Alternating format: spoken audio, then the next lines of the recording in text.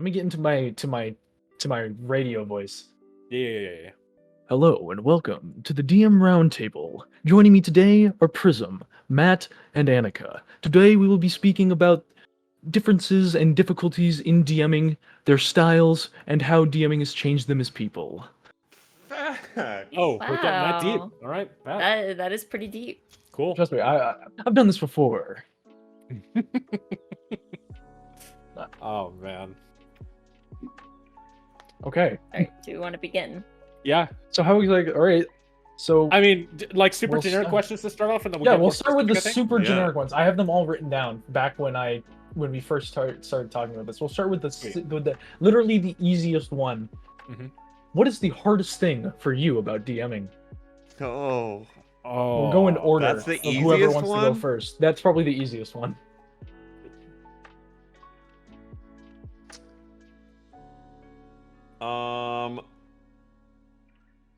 Okay, I have an answer for this. Go for it. You're probably the first one to have one. The hardest thing about DMing for me is finding the balance between preparation and the danger of railroading that can come with that versus not having enough to feel comfortable with whatever could or will happen. Because if you plan out a series of events and then the party does what the party will typically do, which is say fuck it to your plan and start doing something else, and you don't have any framework to like engage with that, then it becomes really hard because you had a plan, now they're not doing it, and you don't know how to pivot off that plan. So you have to be flexible, but at the same time, if you don't have some framework of this is what I expect to happen, then it's hard to like engage the story properly, provide good hooks, keep things moving in a reasonably right direction. And so both of those things are important, and I think finding the balance is probably the toughest thing for me. To sort of go off that point, and also as a quick aside, it's really convenient that all three of us are players in each other's games, so we can True. actually kind of comment off of that from that perspective too. Behind the screen, Saristia, my campaign, has looked so railroady. Like whenever I like go into my docs and I go into how I designed it, I was like, holy shit, this train is going from point A to point B, you know? And it's always felt as though the choice hasn't necessarily been there. But, you know, talking with some of the players about it, I don't know if you would even notice this or not, Matt, but there's I do a pretty decent job of masking it, apparently, because other people don't seem to see it that way. And it might be like a DM perception thing. I'm not entirely certain. But, like, it's interesting because, like, the way that my game is designed, there's a very clear goal, right? Like, the end game has already been predetermined. You guys know what you're doing, and you know how you want to get there.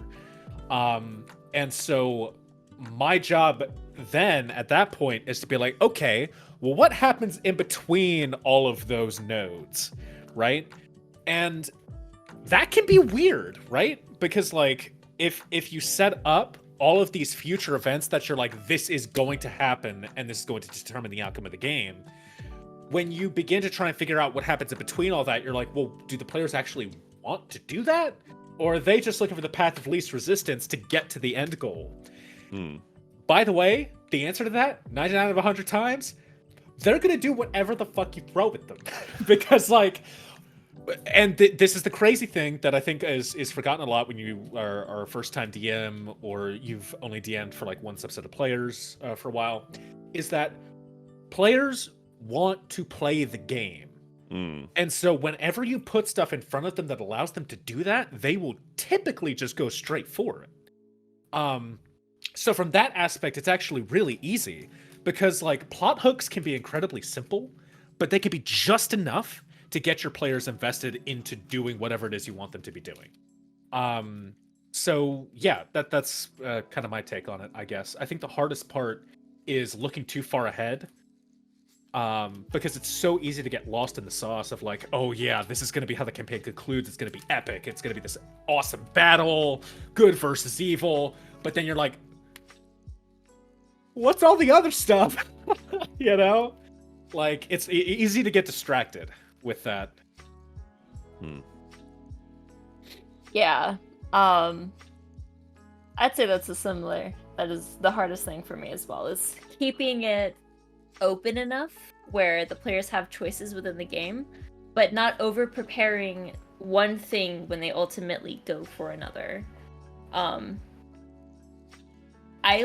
My campaign feels railroady as well. Even though it may not seem like it, maybe you've noticed it, I tend to push heavily towards certain things that I want you guys to go do, as to not veer off everything that I have planned. But I'm trying to find the balance or like a layout of prepping enough for something that if you do go do it, I have a basis. I have a base of what to improv off of. While also balancing, like, having enough prepared for things that are certain to happen in the game. See, I think it's interesting that you mentioned that, because it feels like we came to the organic conclusion on our own as players to go to Freya. Like, it felt like that was our own thing. And I think that's part of the DM perspective that I was talking about, where, like, the players make choices, and then you as the DM are like, okay, this is the path that they're going to take. And then you trick yourself into thinking, oh, I'm railroading them. But we made the initial choice to do that, right? Yeah. So, like, ultimately, like, you know, it's less, I think it's a less railroady type thing, and more just like our brains are playing tricks on us, you know, at every waking moment. But also the big decisions of, like, where you're going next.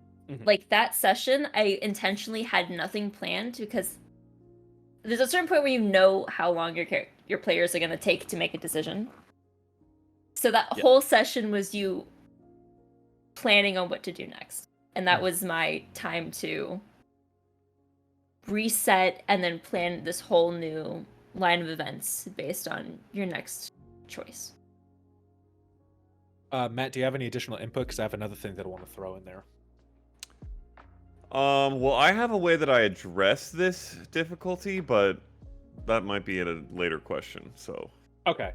I actually, to build off of Anneka again, the idea of the nothing session, right? A session where you as the GM do basically nothing and just let the players figure out what's going on in your game. It feels almost like a necessity sometimes to just let them kind of figure it out, and then as soon as they figure out like how they want to play, that's the point where you can get back to doing everything, right? But not only does it serves that purpose, but it also serves the purpose of giving you a fucking break. Like, you get to sit back and chill out for a little while your players figure out what they're trying to accomplish, and then you can get back to work on, like, okay, I can see what they're trying to do. Here's how I'm going to help them do that. So yeah, the nothing session is important, and make sure that you have one every now and again, in case things feel a little lost.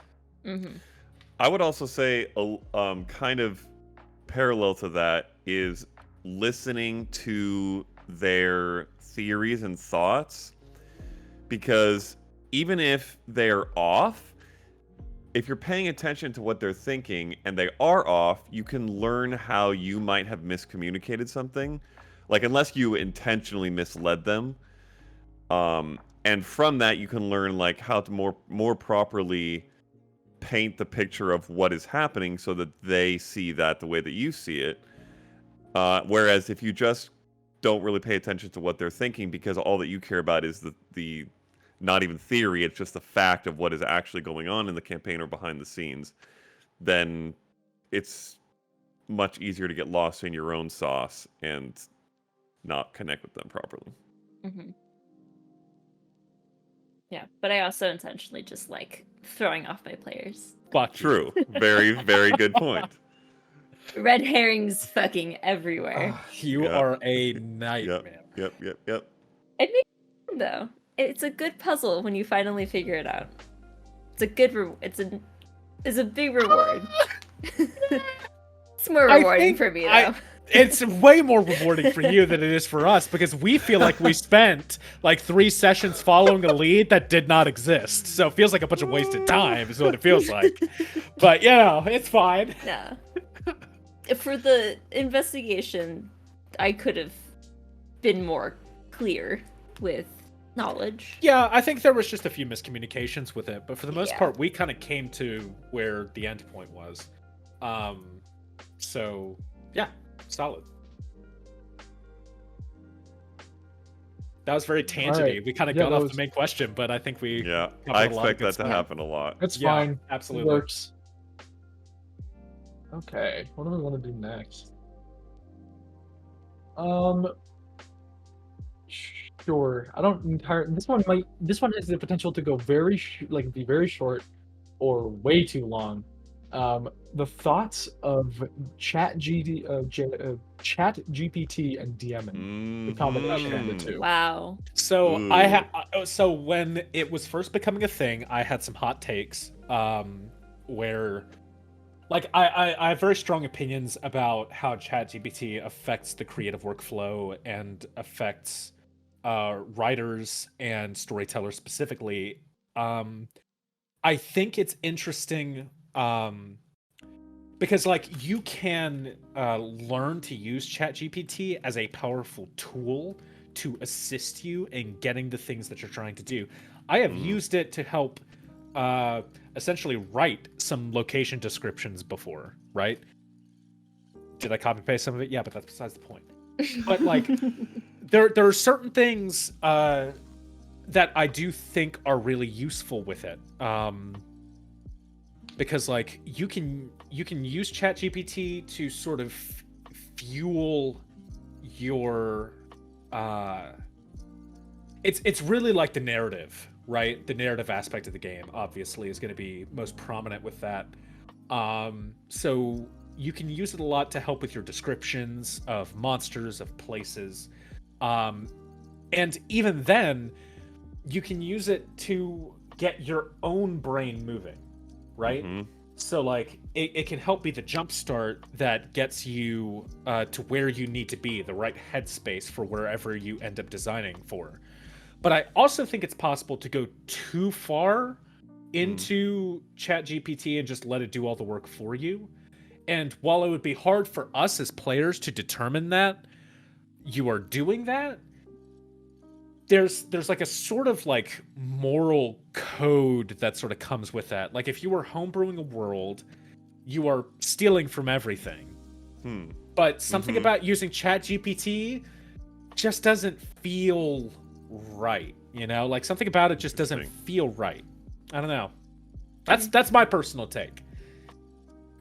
Yeah, I've never touched ChatGPT when it comes to world building or session prepping.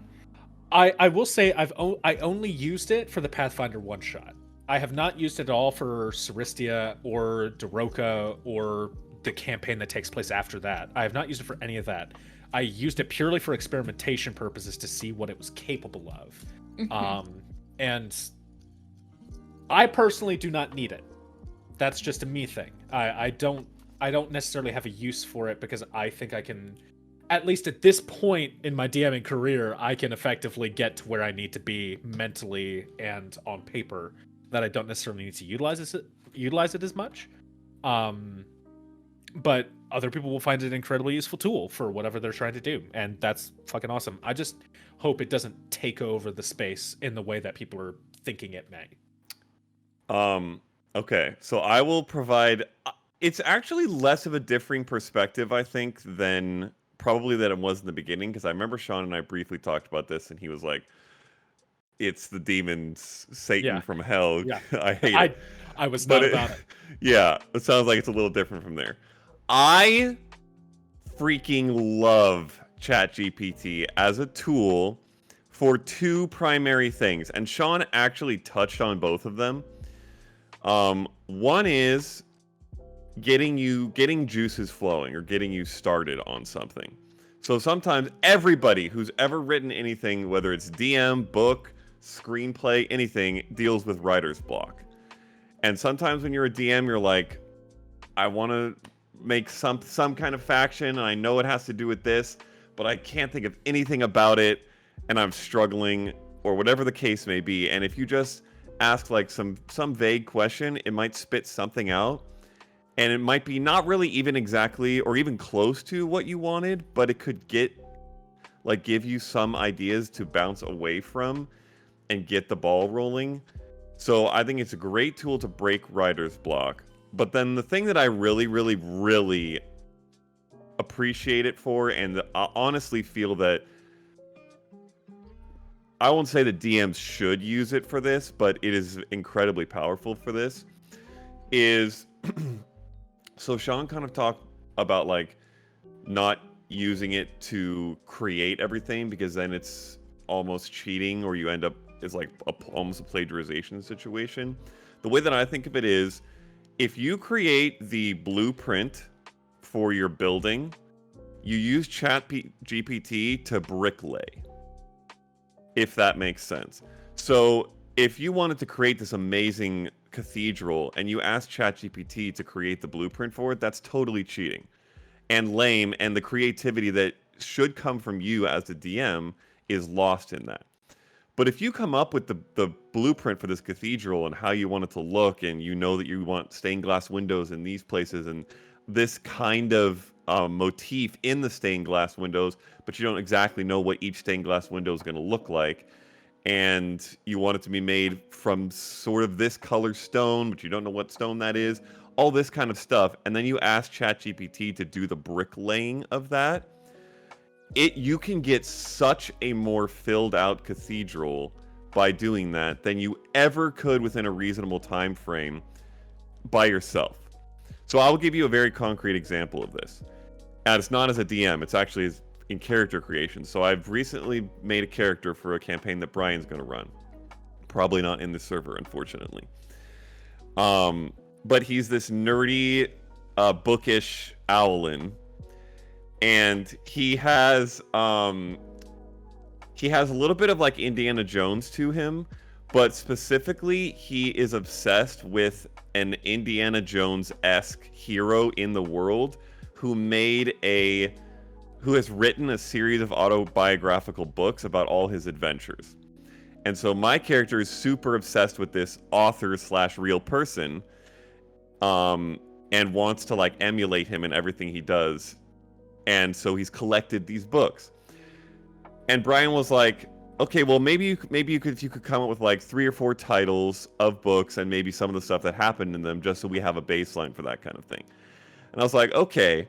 And then I thought, wait, maybe I could use ChatGPT for some of this.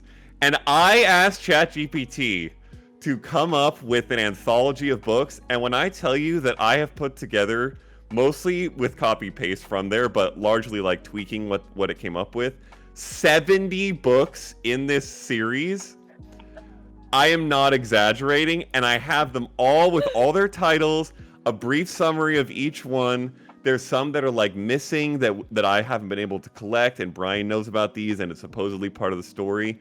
And like I could pull it up, and if you told me like book 46, I could go to book 46, tell you what the title is and what happened in that book. And that is something that I would never, ever have time to do as a person, like by myself, to create for this character. But because I have that as a tool, I may never use 50 of those 70, but it does give me the ability to, like, when something's happening in game and I want to, because my character will often reference things that this person did as if that is something that he should do. He's kind of a doofus in that way. But now I have all of that to go off of. I think that is bricklaying. I think that, like, the concept of this character, the concept of the character that he's obsessed with, the fact that he wrote all these books, what the books are like, that he's this Indiana Jones' character, all this stuff, and all the descriptions I gave ChatGPT of what this character is like and what the books would be like, was all me writing the blueprint. But then allowing ChatGPT to bricklay means that I have a full cathedral that I would never have otherwise. I think that power that it holds is incredibly useful. And so, like, I would never say to ask ChatGPT to write your backstory, but if you had something in your backstory that might involve a lot of detail that you don't have the time to do, you might ask ChatGPT to come up with some of that, or for a DM filling out the meat and potatoes of some, civilization, area, whatever it may be, and then you go off of that, tweak it however you want, and come up with something that's way more substantial. And I think that's super cool. Very long-winded, but that's my thought. I love how your character is just like, hey, you ever seen that old movie, Empire Strikes Back? Exactly what it is. Just literally that. That's fucking fantastic. That's one of the most brilliant uses of ChatGPT for this game that I've ever heard. That's extraordinary. And like that's exactly how I see it being used. And AI models in general in the future. And it would not surprise me if we found eventually at some point, or somebody developed at some point, a D&D or tabletop RPG or fantasy specific AI model that was designed in particular for world building or character creation or something like that. I definitely see that happening at some point in the future. It is too powerful a tool for it not to happen. I just don't want it to get out of hand. That's the only thing. But like for the most part, like the examples that you gave are exemplary. That's exactly how I see and want it to be used. Nice. Like I said, that had the potential to go really long or really short. Mm-hmm. And we went really long. Really long. Very It's long. fine. Oh, this one should be fun. Fudging rolls. Yes or no? Ooh. Oh. Okay. Okay. Interesting one. Do we Sean's- want to Sean's admit coming these in out hot. loud? Okay. Actually, Ethan, on 3, we all say yes or no, and then we'll go If into we it. have done it. Okay. If we have done it in the past as a DM, or if we do it regularly, Well, either those way, are two different questions. So which That's one are true. we answering? I would say if you do it regularly. Okay. Okay, give us the countdown, Ethan, and it's on 3. Okay. 3. Oh, we were going up. I thought I always said go countdown. down. I said Wait. countdown. It should be after 3 though. Otherwise, we'll all be saying Okay, our yeah, answer yeah. as he says So, 3. 1, 2, 1, 3, 2, say. 3, go. Yeah. Okay. Yeah. Okay. Yeah. One- All right. 1, 2, 3. Yes. No. Okay. Okay. Interesting. Not So, regularly. Sean, you should give your thoughts first because you're the oddball. Yes. So Well, actually, I feel like it's probably not oddball. I feel like Right. it's pretty standard. Yeah. But So, TTRPGs and dungeon mastering in general, the game itself is a game. The roleplay aspect is almost completely separate from it in terms of the inter-party stuff and also how they interact with the world. The dice are a game mechanic that add in randomness to the game. Now, the dice are not there to help us tell a story. The dice are there to help us facilitate the running of the game. So if there is a die roll that is made that I see to be in contradiction to my job as a dungeon master to tell a good story, then I will fudge that roll because I think it's going to be better for the game overall to do so, right? Now, that sort of judgment is kind of scary, right? Like, if you sort of think, if you try and think about it too much, you're like, oh my god, is any roll real? And no, like let's be real. Like most campaigns in the book, we roll in person, and as a dungeon master, even behind the screen, there's not a single fucking roll that you have to make as a DM. You can make up numbers and just be like, okay, this hits or this doesn't, or like, hey, he rolled above your DC or whatever. But our job behind the screen is to tell the story of the players. The dice are not there to help us do that. They are there to provide randomness to the game. So, yes, I absolutely fudge dice rolls. And I do it at least 1 or 2 times per session. Because it just helps the narrative. That's the main reason why I do it. I approve. Anneka? I do it like once or twice a month. You know, it takes a few sessions and then I'm like, this doesn't make sense. Oh, like, it would be more fun if this person knew this information. Or like this person didn't see them, or they did see them sneaking.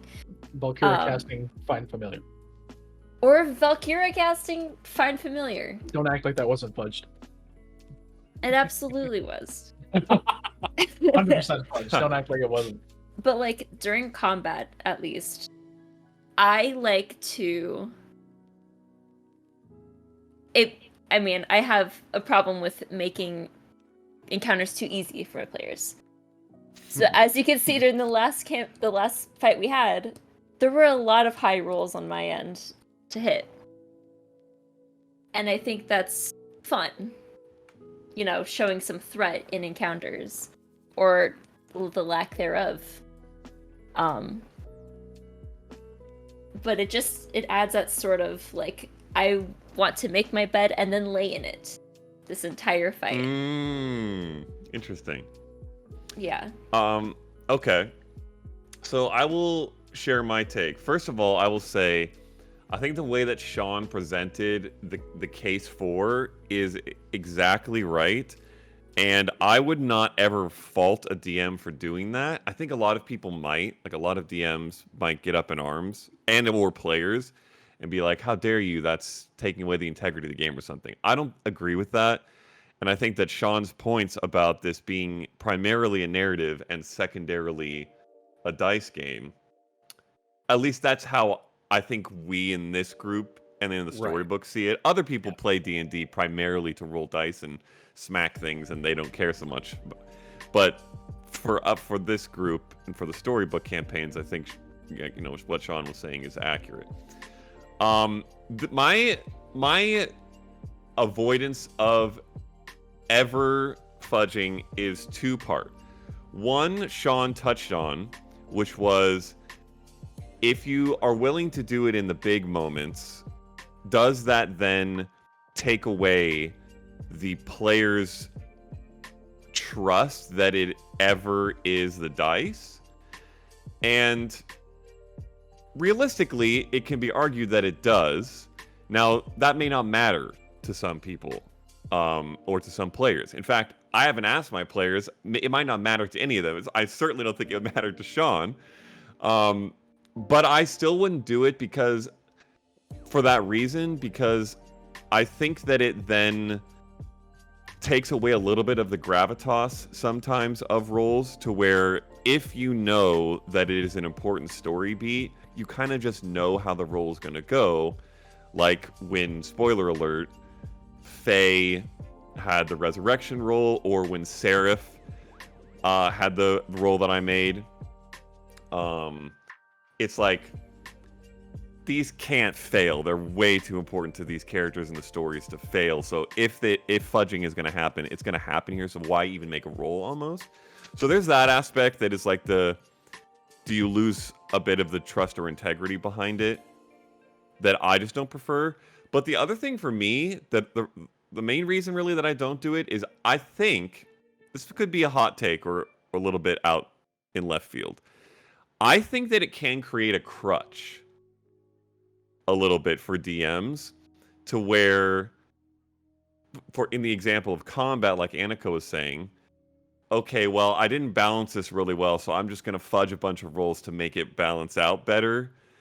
And then you just maybe don't get better at balancing combat, and that might be problematic. Or you set up a story moment, but in such a way where there's this really hard to make roll to make what should happen. Maybe that means you didn't set it up properly, and you need to learn better to do that. And I will say, what I often will do, wherever possible, is try to enhance the roll, and whether that's like through granting advantage through some means that makes sense, or an additional bonus of some kind that makes sense, or if the player gives a reason why they might be able to use this particular skill proficiency, and typically it might be a stretch to do that, I might be like, okay, you know what? Let's see if we can fit that in to make this more likely, but without just being like, this is an important role, I'm going to make it what it should be so that it doesn't end up wrong, rather than trying to get better at setting things up to work out the way that maybe they should. Maybe that's a little bit of a stretch. I'm not sure, but that's kind of the take that I take on it. So I don't. Now, I will also say I feel like roles have gone decently well for me in this campaign. Like, if Seraph's role had been a fail, I may have been tempted in that case, but it wasn't. So maybe I just am blessed to not have had to deal with that too horrifically yet. Like, Faye's role was terrible, but it still passed because of good resurrection checks. Right. But still, I think I will, like, I intend to avoid it, and that's just my angle. Unfortunately, I didn't get the opportunity to avoid it.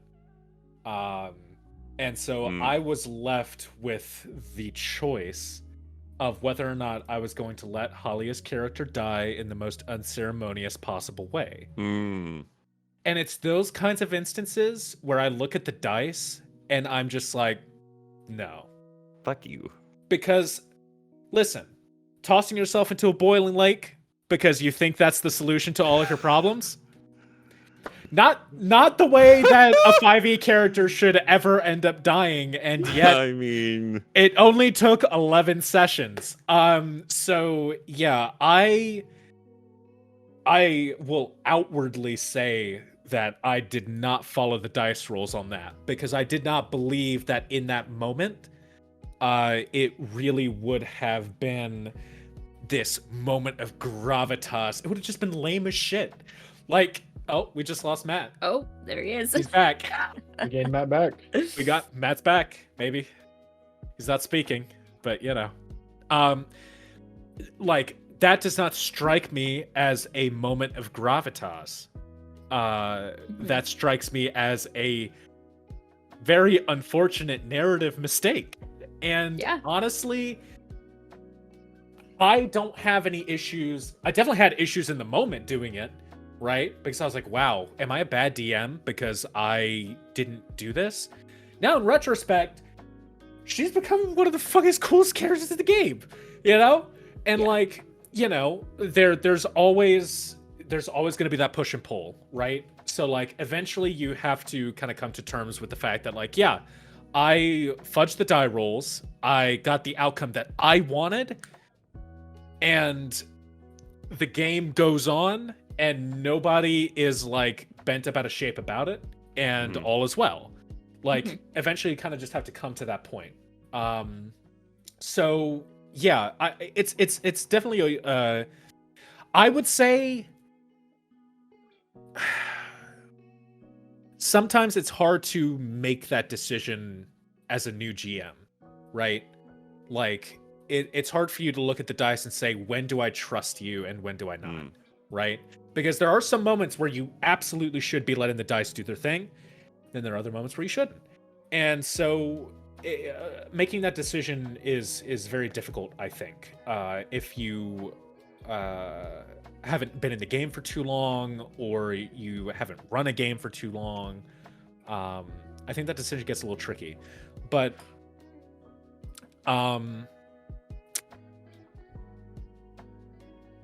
yeah, that's kind of my whole take, I guess.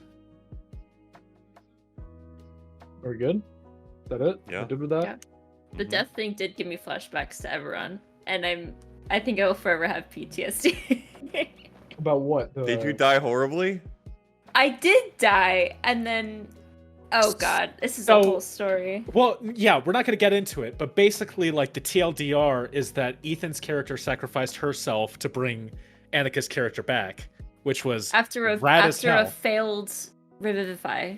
Yes, after a failed revivify, and that's and it's after like a massive fight. You guys were fighting the Lord of Blades, was the right? final The boss. Lord of Blades. Yeah, the Lord of Blades. Of the this first is arc. yeah, this is like the Eberron enemy, right? And so like this is the kind of cinematic moment, the kind of moment with gravitas with the dice that you just let that sort of thing happen, right? That's exactly the moment. That's actually just briefly, because we've talked about this for a while. That is another important point to bring up. is that I think that we can sometimes think that something has to go a certain way and cut out the opportunity for other dope stuff to happen. So that reminds me specifically of something that happened in Critical Role at the end of campaign 2 when Matt rolled for Molly's resurrection and failed. And this was 100 and something sessions of hope for bringing Molly back that had culminated in a full arc of recovering him and a full battle that was all about pulling him back out of Lucian, and then it failed. And it's like, holy shit, how do you not fudge that roll? But then that allowed for Taliesin to make a divine intervention that succeeded and was one of the coolest moments in all of Critical Role. Yeah. And so it's like, sometimes maybe you just have to be willing to accept that things go wrong because something better might come out of it. Sometimes. Yeah. Big moments, let it happen. Small ones, who gives a fuck? Kind of, but also, if they die at an inopportune time, like you mentioned before, it's Yeah. not fun. It Yeah. doesn't turn out well for anybody. exactly.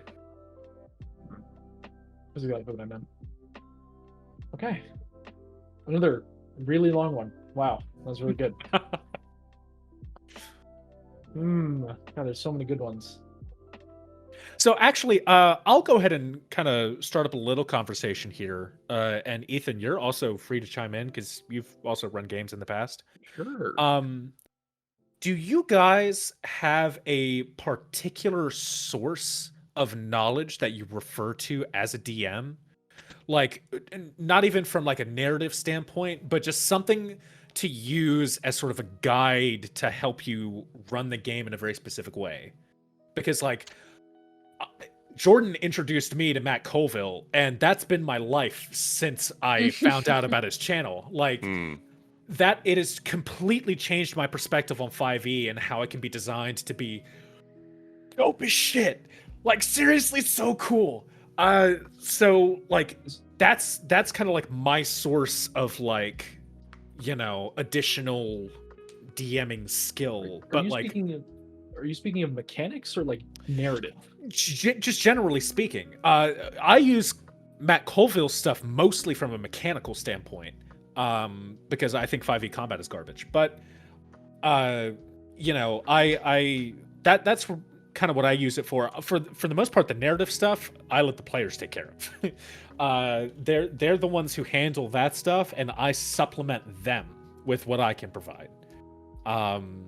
So yeah. Do you guys have like certain DM repositories of stuff that you kind of delve into outside the game?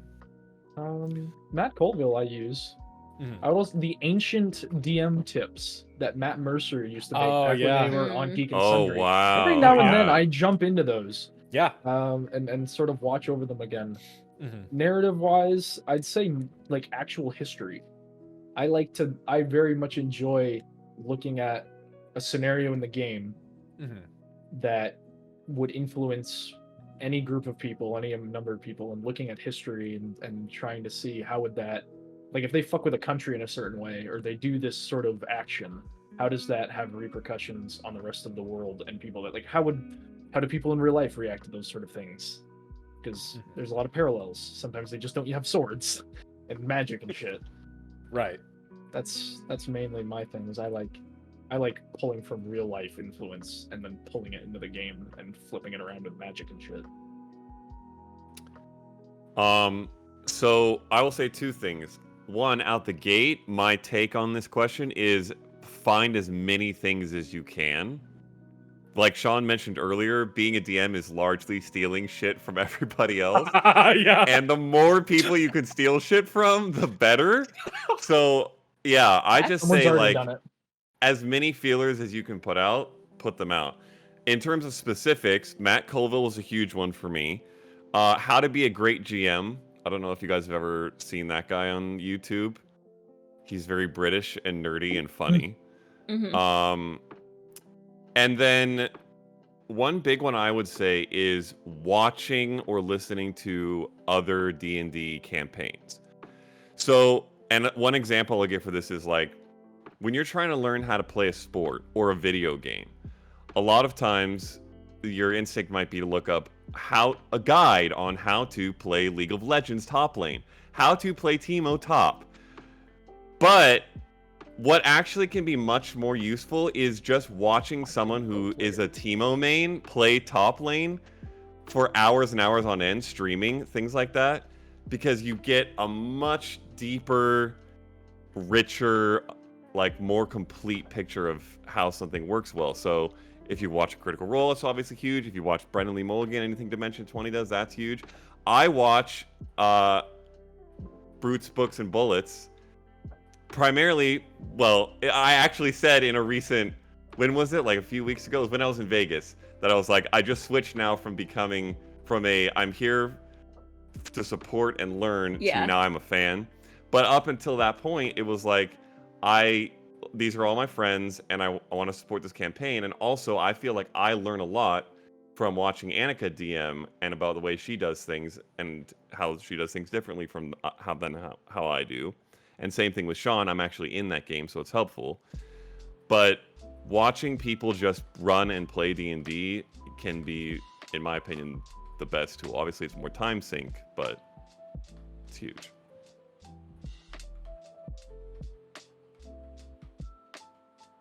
I mostly DM, just fucking free fall through it. Oh. I obviously have taken a lot of DM inspiration from Matt Mercer, because that's who I watched the most. And that's how I learned to play Dungeons and Dragons, is watching Critical Role. DMing vicariously through Matt. And obviously, like, some Matt Koval videos that were sent to me. A few others that I've done research on, that I should go back and brush up on. But I mostly just, it's a lot of weighing options in real time of, you know, maybe this is what I should do. Like, if this is slowing down, if this is boring, it's a lot of problem solving, which I find fun to, like, just smash my head into. But I don't really have a main source to, like, just reference back on when it comes to DMing. So, to Matt's point, first, really upset that that's the example that you went with, but it's okay. Wait, which example? With your fucking leak. Fucking Teemo bullshit. Oh, yeah. I would have said like CSGO, watching CSGO pros. You're right, but I hate True. So, yeah, like, I learned how to play, because, like, when I started playing TTRPGs, I made my own fucking system, okay? I didn't start with 5e. Don't make your own system when you start off. Don't. It's not a good idea. This is a PSA. Seriously, like, it's a don't do it. You know, I knew nothing about D&D until probably a year and a half to 2 years afterwards, when I first saw Fantasy High and fell in love immediately, because Brennan is he's my whole world. But some of us sweat. Like, that's how I learned how the game worked. Because, like, before I was like, oh my god, this game is, like, ridiculous and so complex, which is why I decided to do it myself. But when you see it played, and this is what we also realized when we play Pathfinder, once you see it played or once you play it yourself, you realize how much simpler the game gets at its core components. And, like, once you get that down, that's when you can start focusing on, like, okay, how does the DM do these certain things, right? And, like, as you continue to watch a series, you begin to pick up on more and more stuff, and it's like an exponential learning experience. It's exceptional. And, like, that's what helped me recognize that the first episode of Critical Role Campaign 2 was one of the most extraordinary sessions of D&D ever played, because it has the perfect narrative arc from start to finish. Like, it is exceptionally well crafted. And I could talk for hours about how insane that episode really is. but we don't have time for that. So like it's one of those things where like if you watch actual play for a long enough point of time, there's a certain point where you will begin to absorb that, and all of that's going to be compartmentalized in the back of your head, and suddenly you're just going to know how to do it. Like it's literally absorbing information through osmosis. Like eventually you just like it becomes second nature, muscle memory, you know? Yep. Yeah, it's great. Yeah. I know it's not my thing, and the round table is not my thing, but just saying one more thing. I would say that in terms of things that like references that have helped a lot, I'm running a different game for a different group, and being a player at the same time as being a DM is remarkably helpful because I can jump between them. I can jump between them, and it's really nice. The more that I've played as a player and then I switch to being a DM, I can then look at a DM. I can look at myself DMing and say, if I was a player in my own game, how would I want it? How would I want my DM to be? How would I react? How would I say these things? How descriptive would I be? All these sorts of things really influences. I almost DM how I wish I would be DM'd. And that's the goal for me, is because I want Matt Mercer level DMing whenever I play D&D. That's selfish and all, that's the Matt Mercer effect or whatever. And I don't like expect it. Like I'm not mad at someone for not participating in it, but it's more for me. Like if I want that level, I should be able to provide that level. And it's more of, if you aim for the stars, you might hit the moon. That's sort of ideal. You're not going to be as good as that, but you can certainly try your best to take elements and do your best at it, and maybe you'll replicate it in some way and create a good experience for everyone. Yeah, I will piggyback on that a little bit and just say, because I know this is such a big thing in the D&D community, of like the Matt Mercer effect, and it's really bad, and everybody wants to be Matt Mercer, and it makes people messed up, and so it's like should be ignored or something. I disagree with that. I think that if you want to DM like Matt Mercer, you should try to DM like Matt Mercer, as long as you are willing to acknowledge the fact that you won't be that, at least not in the beginning, or for probably a long while, because he's one of the best. But if you like the way that Brendan Lee Mulligan DMs and you want to DM like him, I don't think there's any problem with trying to be like these people and molding your style off of it. And you'll, like, as you go, some of your own style will begin to form and butt some of that out naturally. But I just don't think it's problematic or that you should avoid that just because these people are huge and very well known and have done a good job at what they do, just as long as you have the right expectations and you're not going to like give up halfway through a campaign because you're not Matt Mercer. Yeah. Anything else? Nope. Okay. I have one. I have plenty.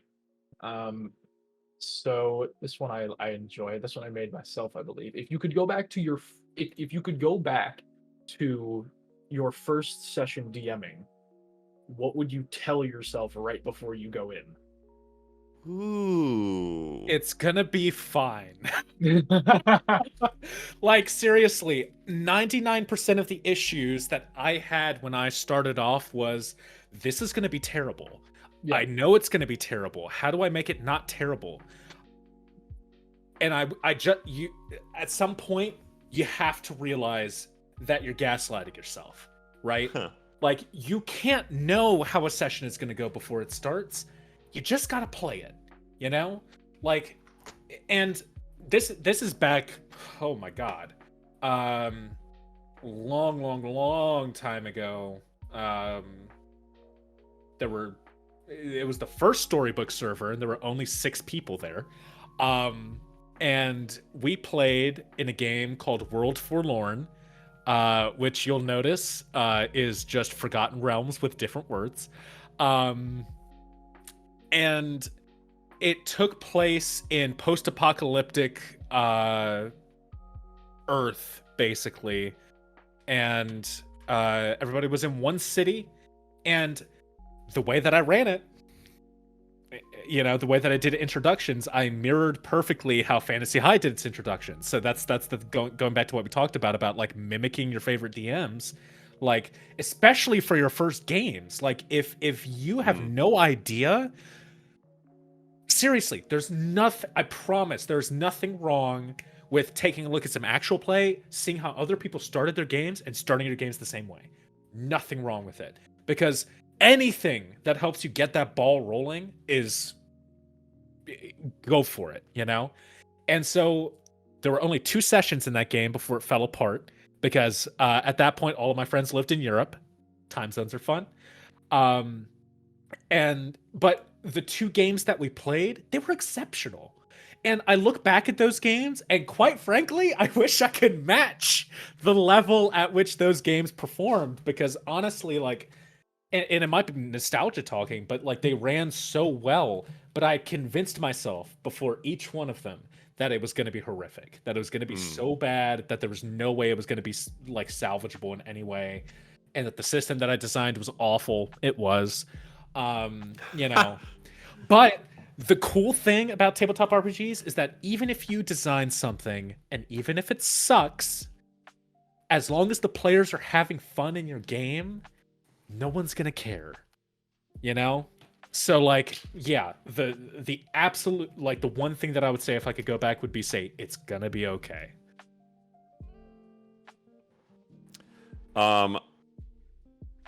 Mine, I think, is somewhat related, but it would be fearless.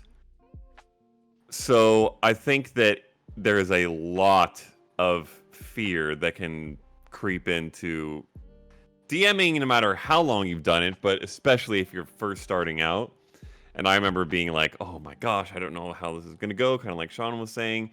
And I feel like I have to over-prepare so that I don't have to deal with anything on the fly that makes things like I end up looking stupid, and I'm afraid of making up an NPC or a voice on the spot or whatever it is. And I have learned over time that not only does great stuff come from just fearless shotgunning random shit at the wall, but honestly some of the best stuff comes from that. I don't know how or why, but like I have 2 examples that come directly to mind from Anthara. Clert was a random encounter that did not have a name, and all it was a goblin that was going to pop out, and that's literally it. And he became a beloved NPC, either beloved or hated by the characters, but loved by pretty much all the players. And like his voice was made up on the spot, his name was made up on the spot, his backstory was made up on the spot, and it became this long-running. Now he's a like vassal for the Twilight Heralds. And then just in this last session, and I told the players this after the game, there was this moment where I looked at a note in my city notes, and there was this particular type of food, which is something that I like to incorporate in my campaigns that I had not introduced to them, and they were eating, so it made sense. And I was like, how can I get this in? And the little turtle boy, 4-year-old turtle boy, who is basically a Boy Scout selling this little candy, came from absolutely zero preparation except the existence of this candy. The fact that he was a turtle didn't exist, his age didn't exist, his mom being there didn't exist, the fact that he was selling this candy didn't exist, he was basically a Boy Scout, and the voice I didn't even think about. I literally did not even think about it until I opened my mouth. And the weirdest shit came out, but everybody loved it. And like, that stuff doesn't happen if you're afraid of just taking leaps, and more often than not, the leaps will land. And sometimes it's because they're leaps and like they're crazier and wackier that it makes it more fun. So be fearless, be willing to improvise utter nonsense that seems like you should be terrified that it's going to flop, because it usually won't. And even if it does, who cares? You forget that NPC, move on, and nothing matters. And you want to know what else is important about that? Even the tumbles can be fun. Mm-hmm. Even when it doesn't work out the way that you think it will in the moment, on the spot, as you make it up, you can still find a way to make it, like, it can still be a very memorable experience, you know? I mean, it's, yeah. You're muted. You're muted. Mine is similar to Matt. Stop hesitating. Because oftentimes I find myself like in the middle of most often it's in combat where I think of a decision and I want to go through with it, but I don't know why I don't go with the option. Like oftentimes I will hesitate, especially with an attack that does a lot of damage. I will hesitate to use the ability, even though I wrote it in and it's good and it's fun and it's interesting. But I won't use it because I'm afraid of fucking killing somebody. Yeah, we even are though too. it probably won't. That's the point. Yeah, even though it probably won't kill them, and if it does, they'll be fine. Like, it doesn't have to, knock down all their death saves. Unconscious, I think is what she means, not Okay. outright kill. Let's be clear about that. Yeah. Would any of us be okay if any of those characters died? I think I No. know. I think I have Gennaro a would long stop for a depression. month. Yeah, it would. It You'd have a would. problem. Yeah. And in a narrative sense, even bringing up NPCs that I haven't planned for, I find myself more often taking the safe route, even though I can bring in some crazy fucked up idea that's sitting in the back of my brain. I can just spew it out, like flirt.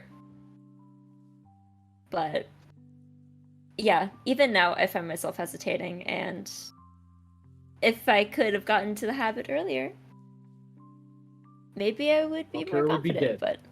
but Valkyra would be gone. Should have been gone like last arc. Probably. Gotcha. Heard. Yeah. Yeah. It's all great. I would simply fucking say to understand that people just want to play D&D, and often I'll make something and I'll think it's shit, and I'll like, nah, I'm not gonna do this. It's cringe. It's stupid. It's not good at all. It's not perfect because I'm a little perfectionist bitch. The players they just want to play D&D. They ain't that. It's not that deep.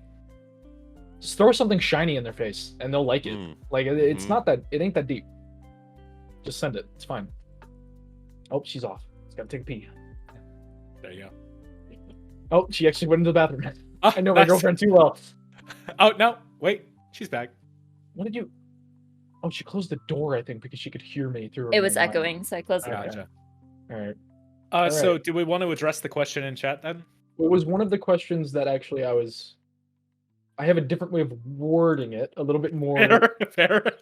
It's a little bit deeper. So let's go Okay. with this one. Let's go. How much time do you spend in? How much time do you invest in prepping your world, and what's the process in like building the world? Like, Wow. what steps? So what do you start with? Do we you want to end? start with Matthew? Matthew takes 2 years and 1,000 spreadsheets to develop his world. Yeah, Matt, take it away, please. I'll give Okay. you 5 minutes. So let Set a me timer. start by saying it did take 2 years technically. There's not 1,000 spreadsheets. There are maybe 10, but there's certainly a lot of different places that notes are. But for the record, that was like working full time. I'm not a student. I'm just a full-time worker. So it wasn't 2 years straight. But I will briefly state why my methods are a little bit different, because I think that's an important precursor. My method for being confident as a DM and for addressing the first thing that I said in this roundtable about finding the balance between railroading and allowing open world stuff is to provide as much skeleton to the world as possible, so that it's easy to walk throughout it without feeling concerned about anything. So, like a lot of people I know, and I think that Matt Colville probably even says this in some of his early stuff, is like, worry about the town you're starting in. Make the town you're starting in, make the NPCs, a couple NPCs are going to be there, a tavern, and the plot hook, and figure everything else out from there, and you'll be able to run D&D. And that is true. Let me be clear. Like, you can absolutely do that. it is not the way that I want to do things, because for me that makes it so much harder to A, allow the party to do what they want from there outwards, and B, to create and provide a captivating story and world where things connect throughout as you go in a long-ranging both time and distance way if you don't know what else is there throughout the world. So when I created Anthora, I started with a map. It is a massive continent that is, I believe, like a couple times the size of the U.S. I can't remember. I did it at one point. It's like the size of Russia, maybe. And there are technically other continents on the world. Whether or not the players in this campaign ever get there is up for question. But I started with a map, and then I started with the lore, the like overarching lore and history of the world, and then that for me provides a basis where the things that I do make sense in that context. And so if I started with a town, yes, I could run D&D and start a campaign, but I don't know what the context is for the initial hook that's happening. Whereas if I have this full world in place and the history of it and the important things that have happened and how that ties into what's happening now, what happens in the future, it's very easy for me to tie that context in. So that's how I world build. It takes a lot more work. It takes a long time to get started, so I don't recommend it to everyone. But it does provide me with a very high level of confidence that when one of my players gets teleport, which is probably going to happen, it's going to be okay. And I'm not going to be freaking out when I have to make up a city that they want to go to on the fly. And that just makes me feel good and allows me to like run free in the rest of my DM. I'm weird. No, you're totally justified. A while back, I was attempting to write up a document with Jordan about world building specifically, and we settled on terminology that describes both world building methods that you described, which is the building in and building out, right? So the build in methodology is you start with the big picture and you put a bunch of stuff inside that picture. So you start off with the map, you start off with the continents, you start off with the kingdoms, then you get to the lore, the gods, all that other stuff, right? And that, to me, seems to be one of the more predominant methods of world building in general. And that is effective when you have set aside exceptional amounts of time to sit down and really work on your world, and you have a clear vision of what you want everything to be. And if you rewind to earlier in this conversation, ChatGPT can help in various aspects to help you get some of those nittier, grittier details out to make it a little bit more bearable to go through that process. And then there's the build out methodology, which I think goes underutilized for the most part. And I think new GMs, Matt Mercer did this for Vox Machina. He started with one town, and then it became multiple campaign source books. You know, like, so it's important to acknowledge how useful it is to go with the build out methodology, to start with a single town. You only need like 10 NPCs and one plot hook, and you got your campaign set for at least 3 sessions, maybe 4 sessions right off the bat. And then as those sessions are running, and that the prep for those 3 and 4 sessions, probably could finish that in a day. And keep saying his name, Matt Colville did an exceptional video on prep. I actually posted it in the book here this evening, actually, about how prep can be literally easy and actually fun, right? And that video does an exceptional job of explaining the entirety of the build-out philosophy of DMing. And so I think that, and this is something that I wish I did when I started off, because it is a lot more entry-friendly to just do it that way, because you don't have to think about the gods of your world or the secrets of your world. You can literally just have the secrets of your backwater town, right? And then you can build off of that as the game makes those things more relevant. So yeah, like I think that in terms of world building philosophies, those are the two that are presented to us, and I think if you're starting off, building out is the way to go. But if you're crazy like the rest of us, you can go build in. You can start off with an idea of what your world looks like, and you can put, and that's really exciting. To have an idea for a world, an entire campaign setting, that's super exciting. And if you have a ton of ideas to fuel that, incredible. And you want to know what's even better? You can have that idea and still build out to it, you know?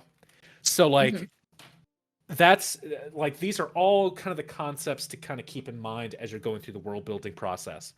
In terms of individual session prep, get into the like micro side of this whole thing. That one's a little weird. The way that I go about it, and again, like I touched on this briefly, most of the time when you do prep, you can prep for around 3 to 4 sessions during a single day of prep. And so you get a general timeline of what events you can expect. And so typically what I end up doing is I have a Google Doc where I outline what session we're on, and I list where the party is, and then what the party intends to do that game. And I typically ask, when I don't know for sure, I will say, hey, what do you want to do next session? And then I put that in the notes. And then after that, I write down what happened in the game so that I can sort of transition what the end point was of the last session to the next one, and then repeat the cycle. So that's sort of how I go about the session prep stuff. It's just, for me at least, it's a very grounded way of going about it. Yeah. For world building, I took the out in. The building in approach, yeah. Because if Ethan could vividly remember, I drew up an entire fucking solar system. This is while I'm playing Total War. Like I'm sitting there playing Total War, streaming it, and I'm playing with my friends, and I ask her, "Hon, what are you doing?" She goes, "I'm making the solar system." And all of us, because we're all major fucking nerds, right? All of my friends are huge nerds. We all go, "Sorry, excuse me," and we all start talking about how solar systems work, and we get really into it. And then his friend did the math on the size of the star and how far from the star you had to be and how long the years would be. And I figured those years are way too fucking long. Yeah. It's like over 1,000 days. Yeah, it was like 3 years was one. It was weird. Yeah. So I turned it back. It's TJ. But then I just ended up creating the map. Hand drew the map like a sociopath. Texas for scale. Texas for scale. True. It's about 4 Texases in size. But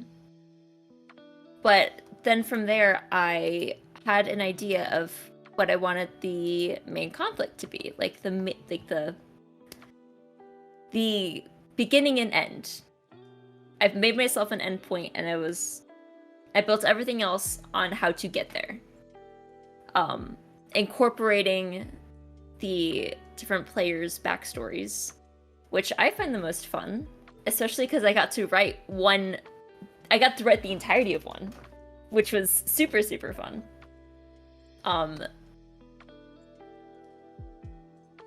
But everything else was just filling in the spaces. And a lot of that wasn't finished until we started playing.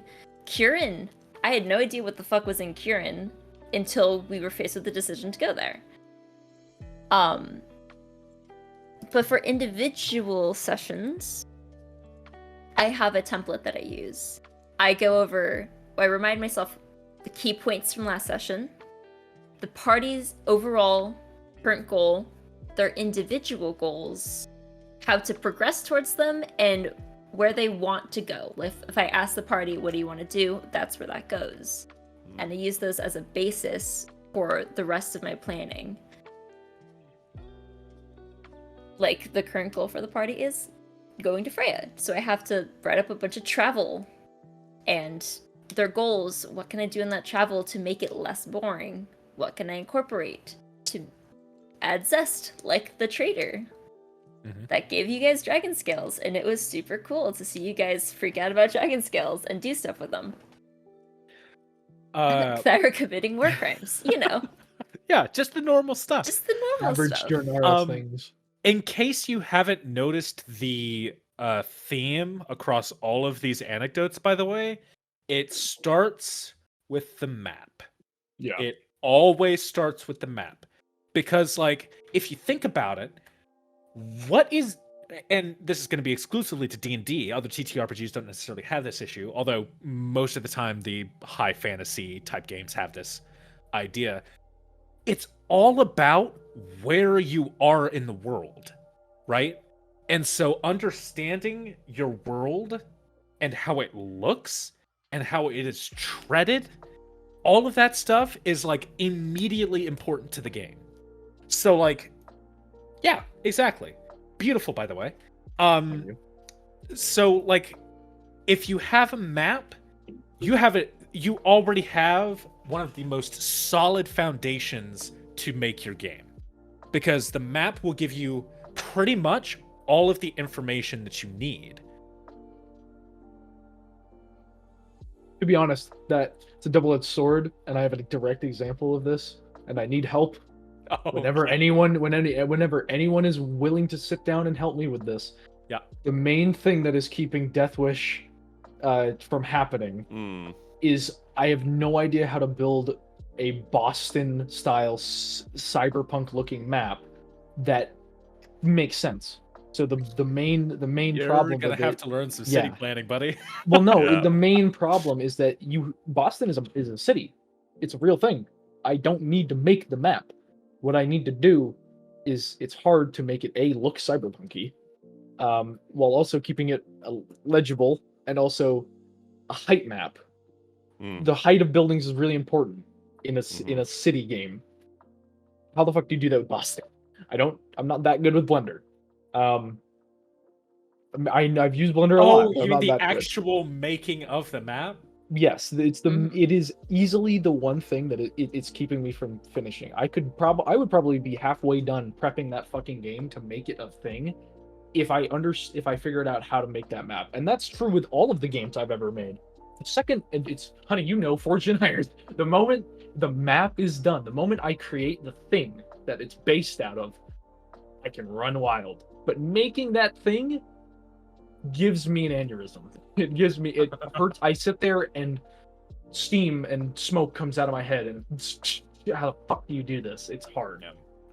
Yeah, that's a really good point. I will say, as a quick aside to that, for a non-Boston map creation, there are sites that will, like, auto-generate land masses, and I would massively recommend doing that, and doing it a few times. Like, don't just take the first one you see necessarily, but do it a few times until you see something that kind of, like, catches your interest, and then start off of that. Because trying to start with, like, an empty ocean and just start drawing a coastline is freaking impossible, and you'll get stuck and not know where to go. But if you start with a landmass, and then if you, like, base it off of lots of real places, that can help too. Like, listen, almost every fantasy world, the cold ends up being in the north. Yeah. And that's just how it goes. There's nothing wrong with that. Yeah. So what I think we should do once this is all over is all of the resources that I was literally about to post that link. I think what we should do, should do is create a channel in the server that has all of these resources that we're posting in it, so that everybody has regular access to them. I think, but we can take care of that afterwards. The fantasy map gen is as Gars also has plugins for stuff like city maps too. Yeah. So that's also really good. Or you can just hire an artist like Anneka to hand draw it like a fucking sociopath. I based it actually, the map off of this second one that I linked. It's just a procedural generator of different land masses, and I used that as a base, and then I took it into Incarnate, and then I edited Incarnate, and then I used that as a base to draw on top of. Incarnate, I fucking love Incarnate. The map, obviously, don't right know, there, you can tell it's Incarnate, the map that I made. Yeah. Oh. So. We missed that entire statement. I agree. What do you mean? The last little bit of your statement, the exact, like, literally last 5 words. Disappeared. Oh, it happened again. And yeah, all right. Well, so yeah, we'll put all these resources in the same place. Anneka might have to move. Is Anneka's face frozen for you guys? Yes, it is. Oh, okay. Oh my wait. God. If you need to come in here, Han, to talk, we can. I don't know how many other questions. There we go. I mean, I have so many questions. It's just more of a time thing. I have another 35 minutes. Yeah, but I can go a little long. I'm willing to go a little long. What are we? Oh, okay. All right. Yeah. Let's see which ones. I have to pick the really good ones that I have. That one's kind of mid. This one's fun. How should you deal with player character deaths?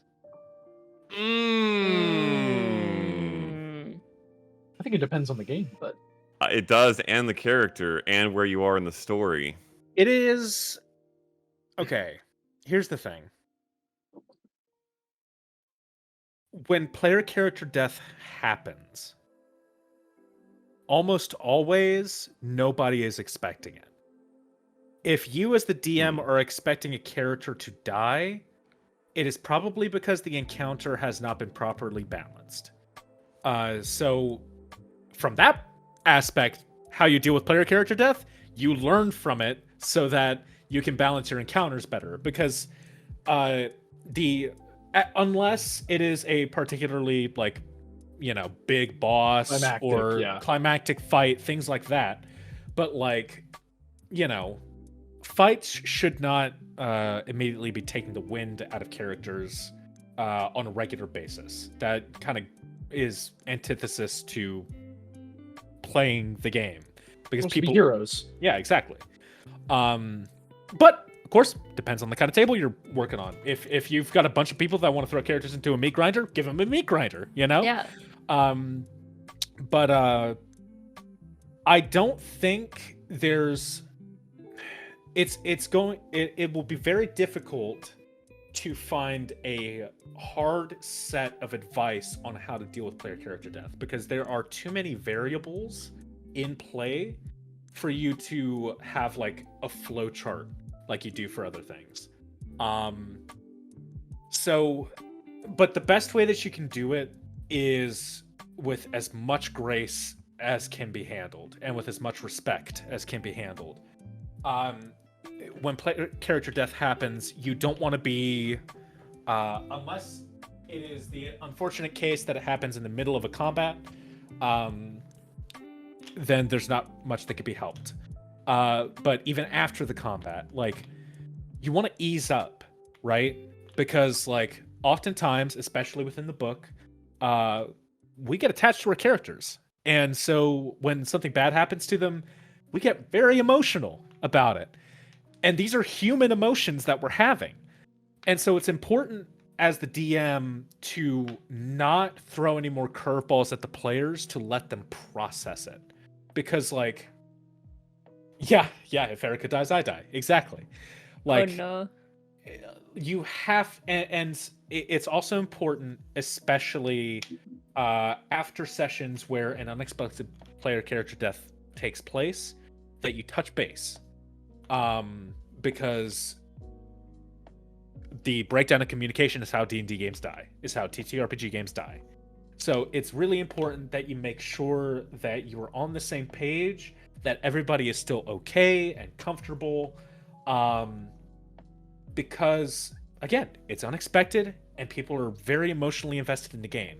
These games have impact on us as people, and they should be treated as such. They're extremely important. I I guess like the main takeaways would be like, if it happens, like push the brakes a little bit, and then after the game is over, make sure that you are, touching base with the entire party, make sure everybody's good, and then after that, the world continues to turn, a new PC gets introduced, and the game continues onwards. I think the most important thing with regard to player character deaths is being cognizant of what the options are for your party at that time. So, like on a very basic rules level, if they don't have Revivify yet, or access to someone who could cast it, that's real rough. Because if you kill a player character, they're probably just dead. And while that is probably earlier in the campaign because they don't have those abilities yet or those accesses, that also means that they have to restart after just now, like, having started this character and starting to fall in love with them, and now they have to start back over, and that kind of sucks.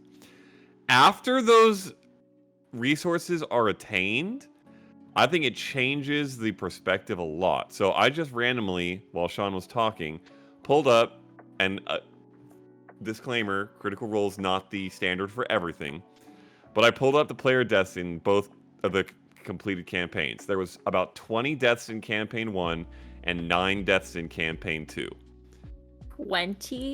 20 deaths Jesus in campaign 1. And now, let's make sure nobody forgets that one of them was Keyfish. It was. Oh yes, yes, very true.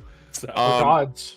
In both of those campaigns, well, in one of them, one kind of didn't come back, and then Molly did. And on the other one, Vax obviously essentially permanently died eventually. That's a lot of deaths. And if you look at all those episodes and those moments, those are, like, at least half of them are considered among the best moments of those campaigns. So player death can be, like, really good for the story, as morbid as that might sound. And that doesn't mean you should be seeking it out by any means. But I don't think you should be afraid of it when the tools are in place such that it doesn't have to be the end of that character permanently if things go well. So, like, I'll give an example to Sean's point about expecting death. When the Twilight Heralds, although they weren't called that yet, went to fight the Blight Hag, I built a mechanic into that hag that forced a saving throw. Forced a saving throw on the entire party that if they failed, they lost a death save permanently until a long rest. So anytime they went unconscious, they would have only 2 death saves to die. They had access to Revivify as long as Brightwing didn't die. And she had the diamond / there's this other thing that she has that serves in that place to do it. So I knew that they had the resources to do that. I was like 50-50 probably, maybe like 60-40 or 40-60 I guess it would be, that someone might die in that encounter. Because that big bad, if you will, that arc bad, was entirely based around the concept of death and sucking the life from things. And so I was like, there's a pretty decent chance this is going to happen. That's what this NPC / monster is based around. And I know they have the resources to handle it. Now, the party did an incredible job in that fight. And despite the fact that a ton of them failed, 1 hit point for Edwin, a ton of them failed that death save thing. That none of them actually even went unconscious, let alone died. But I do think that, like, as long as you're cognizant of the tools being in place such that the party can handle the death, I think that it is a part of playing D&D and would not be afraid of it happening. Or not, like, actively avoid it. Though you still want to balance, obviously, encounters. I fortunately have not had to deal with the prospect of death yet, and I'm terrified. How many sessions in? You will. 23. Okay. Oh, 26 is coming. I know. I hate both saying of it. you. I hate I both keep of you. saying it. I say it every time we go into a session. I say we're almost at Like, 26, boys. almost Yeah. at We're, gonna, 26. Yeah. we're almost there. And I'm terrified because we have no one with Revivify. If someone went down, it would have to derail the whole game to go get See, them this revived. is a big difference. Yeah. And it would cost a lot of money that I don't think they really have right now. It adds in. Yeah. I will say it adds a shitload of weight. It adds so much weight, and it Yes, makes that's every big. encounter terrifying for me to balance. Because I'm like, if I kill somebody, not only A, I'm going to be yelled at, but B, I'm gonna have to figure out, or they're gonna have to figure out how to get them back without a cleric.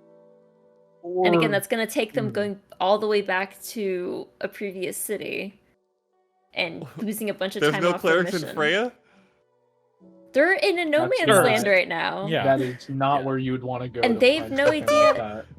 They know no spellcasters in Freya, at least that are friendly to them. Yeah. Absolutely none. Yeah. So That's also part of the reason why I feel less bad about us becoming overpowered as shit. yes, because yeah. if you, there's no one to save you if you go Yeah. down. Yeah. And Your I will only say, choice is offense.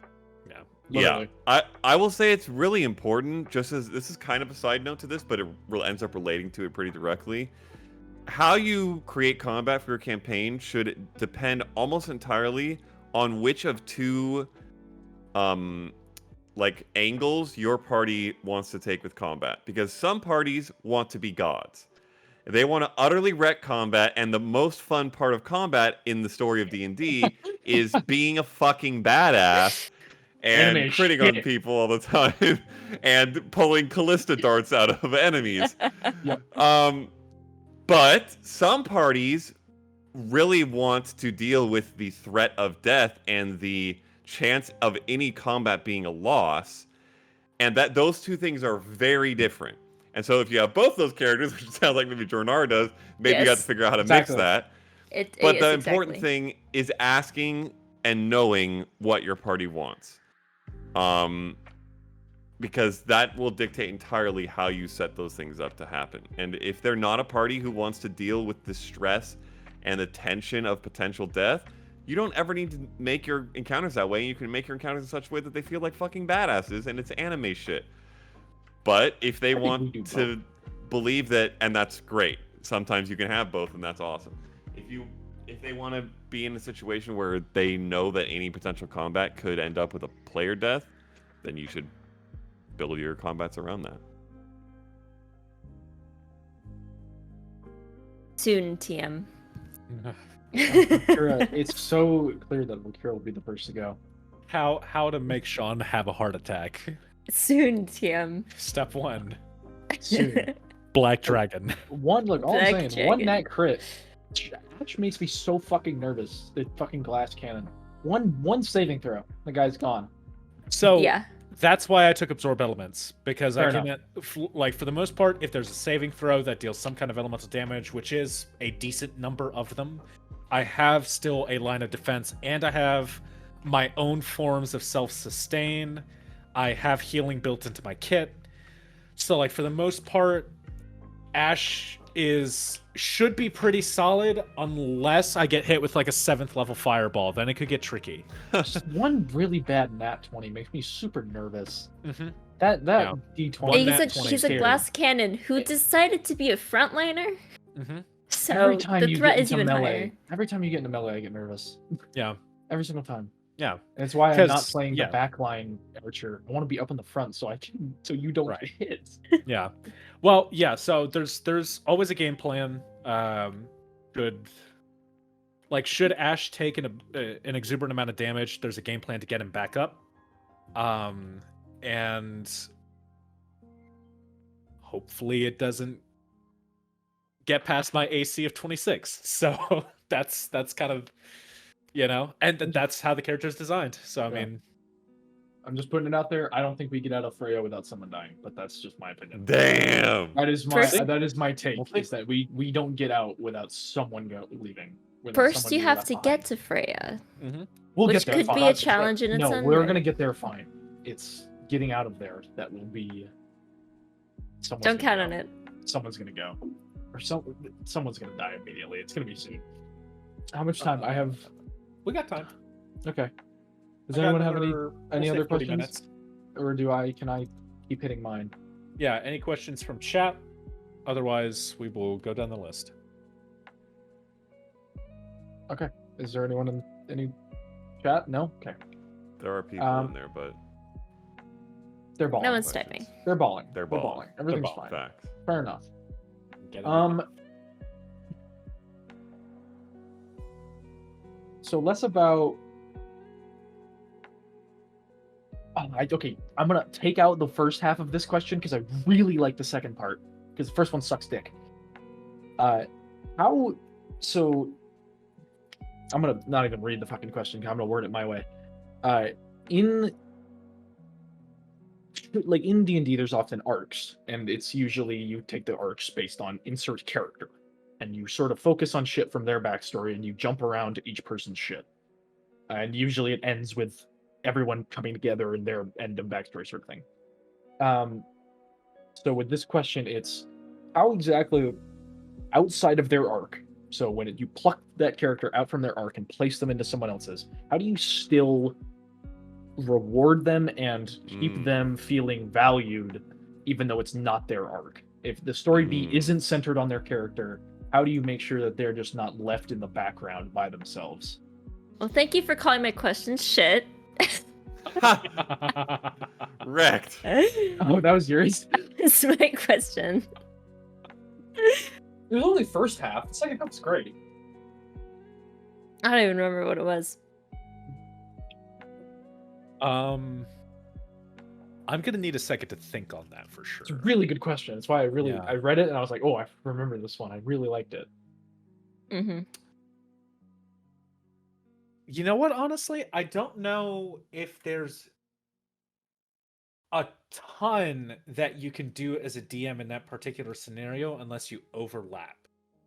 Otherwise, what's going to end up happening, and this is part of the sort of innate group trust that you kind of have to go into D&D with, where if somebody is exploring their backstory, you do kind of have to be the one who is like, I'm going to help you do this thing and enable you to do this thing, and I'm excited for you and to learn more about what you're doing.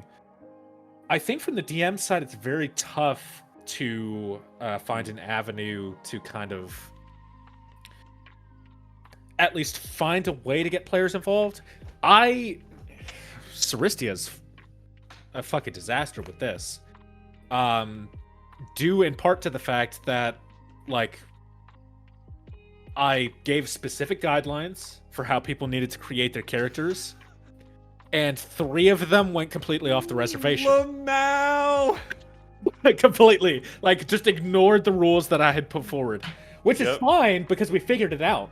But the issues that caused were that I had problems getting any kind of backstory kind of threaded in for characters like Azarin, who are from a totally different continent and have one goal in Ceristia. Like, that kind of stuff is hard to figure out. And let's be real, when I started this game, I was a different person. I did not necessarily understand what I could have done differently at that point. And then as we kind of began to progress things, I started figuring out how to intertwine certain characters' backstories. By the way, when you are giving characters that have childhood trauma or characters that have amnesia, those are the 2 greatest things that you can have as a DM, because that means you can do whatever the fuck you want. True. So Childhood God trauma, bless. supported. God bless Yeah. Nico. Childhood trauma God is bless- supported. God bless by Nico Prism. and Thalira. God bless Nico and Jess for all of the work that they do for us. So, like, you find ways to intertwine stories in ways that the characters definitely do not expect. And then eventually I figured out how to sprinkle in little details, right? So for Azarin, it's the faces in the fire and the demon, right? That kind of stuff is like how I began to sprinkle that in. And the introduction of Aaron allowed me to double down on that even further. And the cool thing about Aaron is that we're going to Daroka soon anyways, so we're going to be able to explore his stuff as a Darokan native. With all that being said, super nervous about Addie. Super nervous about Addie because her entire story arc is about to be resolved. So I genuinely, and she's threatened multiple times to just bounce with her family. Exactly. So I have it's thin ice. And so like I've been attempting to find ways to figure out how to get Addie invested in what's going on in Daroka, and the investment comes from being a member of the party. For a vast majority of it. So I think at some point, because again, the players want to play D&D, and I think at some point, you kind of have to have faith in your players to be invested in the other player's backstory. And I feel like most of the time that is the case. But if it's not the case, that conversation should be had. Because it should not be on the GM at every waking moment to keep the players invested, right? Like, it is important that we throw in the tools and the design philosophies that allow us to do that. But ultimately, like, the players have to engage with the game. And engaging with the game is in part engaging with other characters' backstories. So it is, I would say, like, definitely a 50-50 split. Sounds tough. Anneka, to your question, do you have an answer prepared? Kind of. So, I don't even know how to classify the first arc of Draenora as, like, being devoted to a specific character, even though it was very Ash heavy. I did my best, or at least if we will consider it Ash's, like, first arc. Within those moments, I try to find ways to just give other characters hints.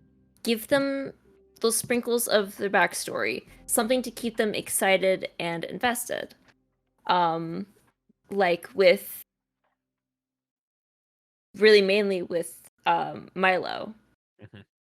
Gave him the sprinkles of, like, these people feel familiar. You get weird feelings at this and that. You have weird visions and all these sorts of small hints before actually eventually giving him a jumping point to go and really put down his next goal. And with, Theo, even though she didn't really have a lot, and I feel really bad about it. That those connections with the skull and being able to use it as a tool to learn more towards her goal, even though this whole arc really doesn't have a lot to do with her. But little things to, like, just give them something to look forward to. And that's something that the party could help them with, especially. Because you don't want to give them a goal that's achievable without the party. Because there's no incentive to stay with them.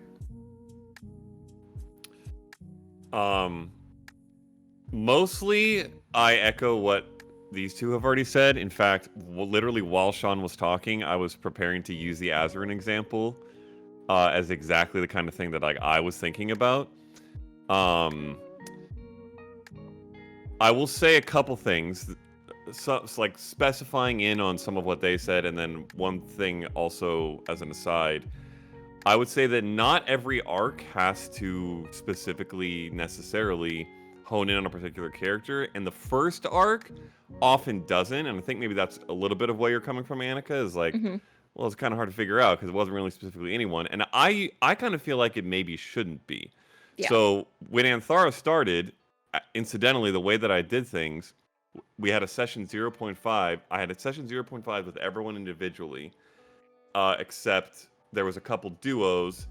Brian and Leah's characters came into the town as a duo, but they had their own reasons. And then Seraph and Vanna were a sibling duo, obviously, so they were there together. And the way I set it up was that at the end of each of their session 0.5s was the same moment in time, and it was the mayor of this town calling for volunteers to go find these monsters that had stolen these kids. And individually, with each person or people in the session 0.5s, they all stepped forward on their own because they all had a reason to. It wasn't focused on any of them, but they all had some connection to it where they like wanted to be a part of that. And so when session 1 started, I was like, you guys step forward. You also see a bunch of other people step forward. Looks like you've got a group now, and that's how the group started. And obviously there's tons of different ways to start, and that's a whole nother question. But I think it's okay sometimes if some things are more general and there are tie-ins. But the most important answer to this question, I think, is what both of you hit on, which is sprinkling in stuff. And that can be, I think, to get specific, like visions and dreams is a really good way to do that, which Anneka kind of touched on.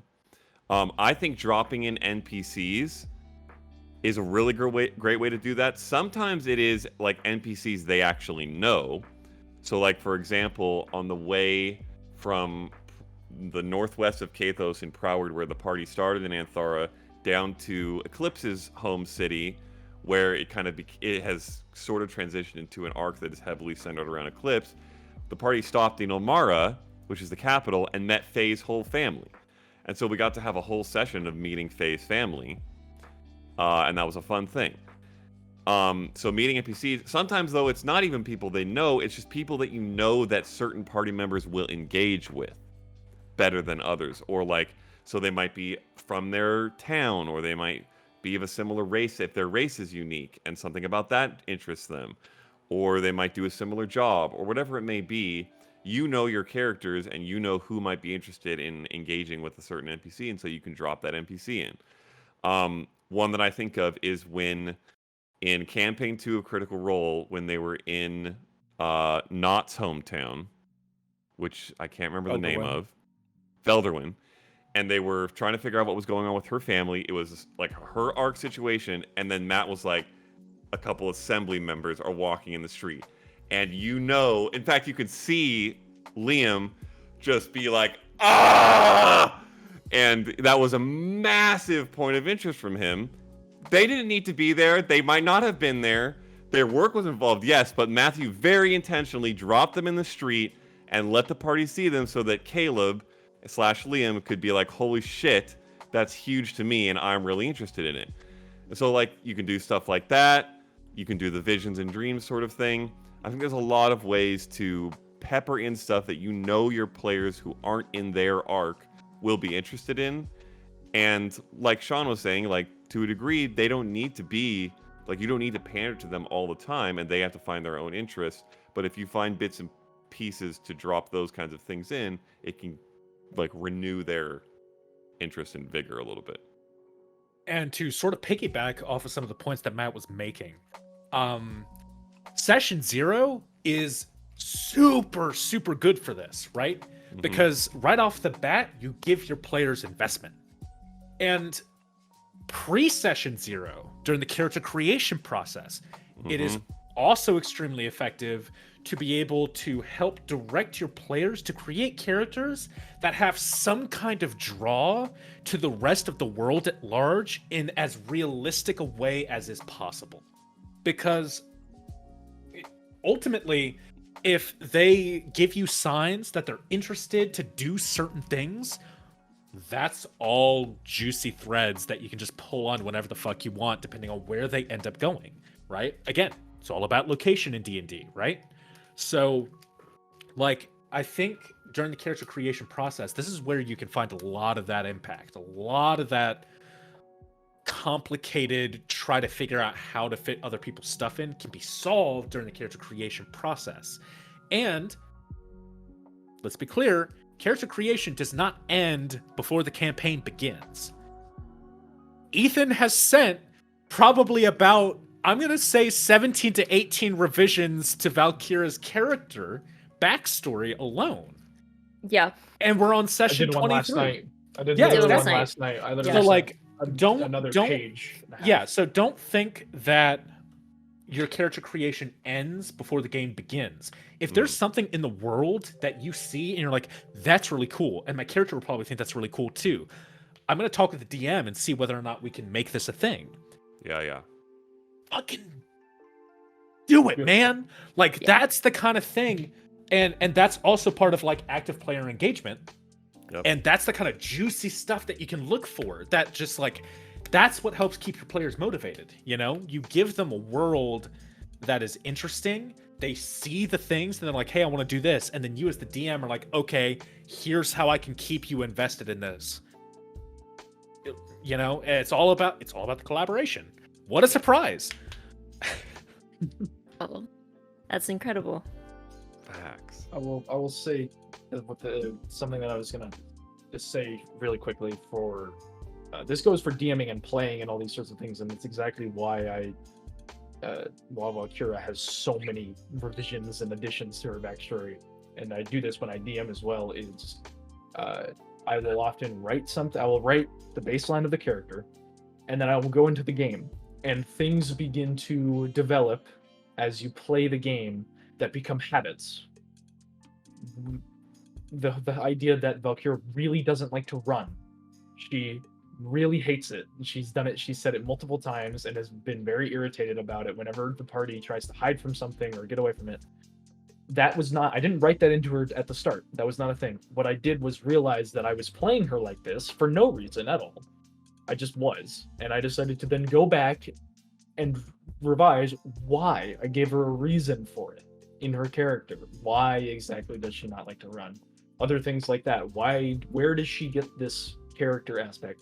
What one of the cities that I have in my other game has a lot of gang activity and is super overcrowded. There's hunger problems because of it is super overpopulated.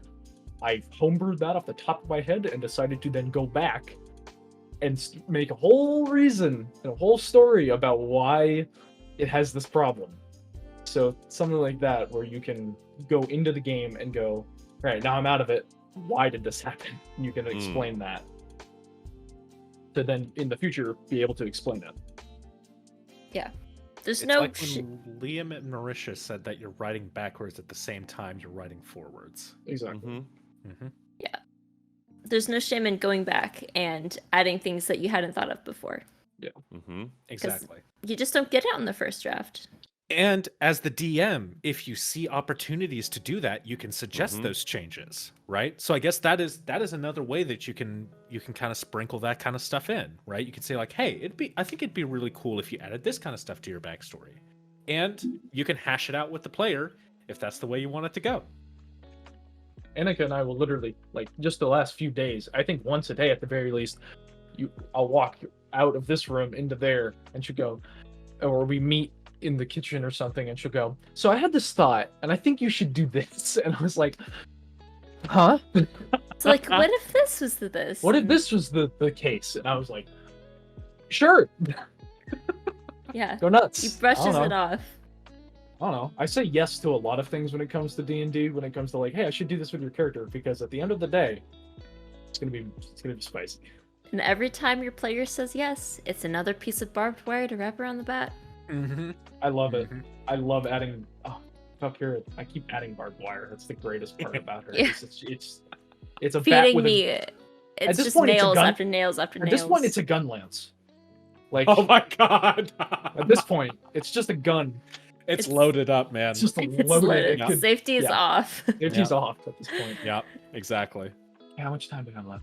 I've got time because of how fucking long these answers end up being. I've probably got time for about one more question. All right, let's do one Yeah. more. So, Let's make this the big one. Let's make this the big one. This is the one The that big everyone one. comes to the show for. Yep, pretty much.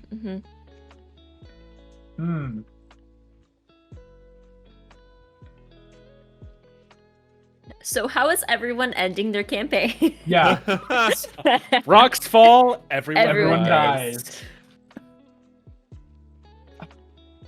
This one is. I guess I just thought of this one kind of on the thought. is how does your vision of characters and how, like, when you take someone's player character and you get the anime view of them and you absolutely love their character and you want to give them all of their opportunities and everything like that, how do you balance that with making sure that you're not making the character that you like to see while also letting them play the game that they want to play? Interesting. I find myself I can do that sometimes with martial characters, where I will put them in a scenario where they have to play it a certain way because I'm trying to make sure that I'm trying to hope that they have fun by putting them in a spot that allows them to have fun. But I also feel like I'm taking away their agency by putting them there in the first place. Interesting. So I actually think we kind of covered a little bit of this question previously. Your players have to come at you with a backstory and a general character idea. You, as the DM, have the job of figuring out how to connect the threads to incorporate them into the world. And so, from that standpoint, once again, it's a collaborative thing. You have to, as the dungeon master, fill out all of the missing stuff in the character backstory, because there will be missing stuff. Like there's going to be things that either the character doesn't know or the player doesn't know, or that they should know that they do not yet, or they just have certain connections. And you're like, okay, well, if you're doing this, you're probably affiliated with this organization. They're about this kind of thing. So I think, like, if you take it from that standpoint, there could be, at least to a degree, a certain misconception that, like, as a DM, if you approach it from that way, that you are taking control of the character and directing them the way that you want them to go. But in reality, like, the two of you have to build a character together, because they have the character and you have the world. And so it's about figuring out the ways to incorporate it in. And ultimately, it is up to the player to say, I don't want to do that. I want to do something else. And as the DM, you get to determine what is and is not possible, right? And it's all about the mutual respect. Yeah, I don't know. I will say I'll take two angles on this. One, from the character creation side, I think my biggest thing there is prioritizing asking questions as opposed to giving suggestions. So not everyone is going to come up with the most complete backstory, and that's just the way that some people are, and that's fine. Some people do it on purpose to let you figure it all out for yourself. Some people just don't give a lot of detail. And rather than being like, okay, but probably you should have this thing or be a part of this faction or something. So are you okay with that? I would prefer to be like, okay, well, do you want to have any connections with this? Do you want to add some friends? What would those friends look like? What are your parents doing? And just push them, but not by pushing things onto them, more by like pushing them from underneath so that they can start to figure things out for themselves. And that allows you to ask guiding questions that fit into your world without telling them what they should do. So that would be my main strategy from the character creation side. And then from the in-game side, I think it's largely about not having expectations to a degree. Obviously, you want to plan for things, and this is, again, circles back to that main, like, we all answered kind of the same way about what's the hardest. You do want to plan for things, but not having expectations makes it so that it's much rarer that you're forcing your vision for a character onto them, and it is much more likely to allow them an open canvas to do what they want. So I can give an example. hashtag minor spoiler alert for Anthara because it's just in this last session. But there's this NPC who appears to be forensically linked to the kidnapping of Eclipse's father, Jess's character's dad. And they were able to track him down through a variety of means. And that was where I knew that he was in a place, and that was where I cut off all expectation. And I told them afterwards, I had no idea what you guys were gonna do.